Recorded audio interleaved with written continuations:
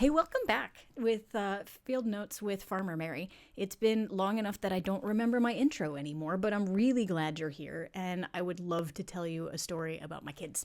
They weren't in our field, but they were in a field. So, our kids don't do a lot of traditional team sports. Back when we lived in Lakewood, Ez tried soccer for a season, and it was fine. Not his favorite, but fine. And I can't say we loved the freezing cold mornings of standing on the sidelines either.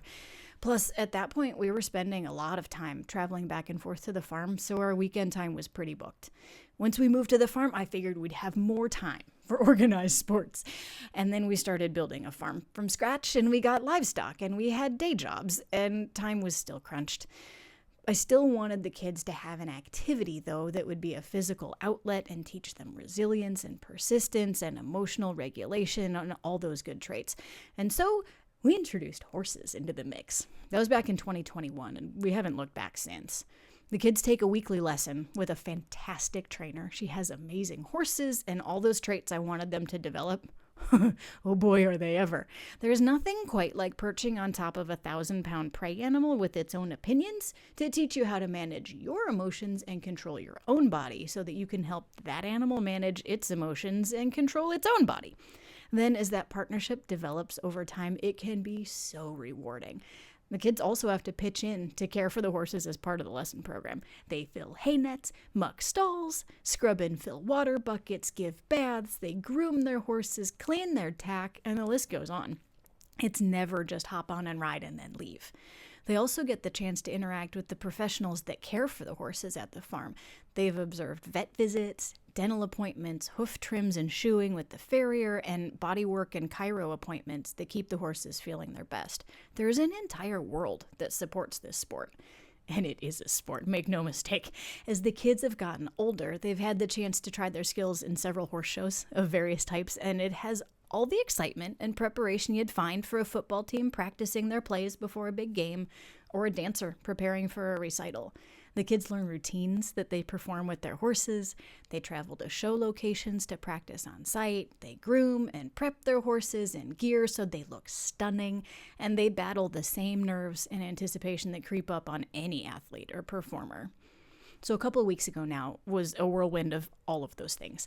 Both kids were signed up for a local jumper show where they would memorize 1 or 2 different courses of 6 to 8 jumps and then attempt to navigate the course without knocking down any rails and get the closest they could to an optimum time without having any access to a clock.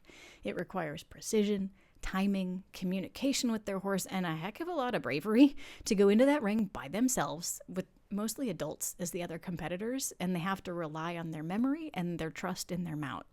Our daughter went in on a very tall, retired racehorse to compete in a ground pole class, which means the jump rails for her were on the ground. This was perfect for her. Riding's like a roller coaster sometimes, and she's been rebuilding her confidence in her skills. So just being out there by herself without her trainer and memorizing the whole course and convincing the horse to go where she wanted was an excellent challenge. I couldn't be prouder. She got to do a practice round and then go for real. The improvement between those rounds was excellent, especially when you consider that earlier in the week we had her practicing the wrong order of jumps, and she had to memorize the new course in the truck on the way to the show. Pretty good. Plus, they looked so cute. She had picked out a new saddle pad to match her outfit and show off the horse's color, and they were adorable. Tiny girl, giant horse, just trotting along. It was so good. And then it was her brother's turn.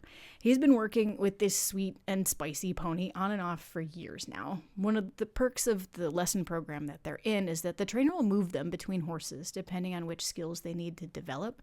And he's come back to this mare several times. They just click really nicely. He's developed a solid seat and legs, and he's got quiet hands. He doesn't put up with any nonsense from her, and so she doesn't give him a hard time. They can just fly over the jumps and really enjoy it. He memorized 2 courses for this show, and he showed really solid improvement between rounds.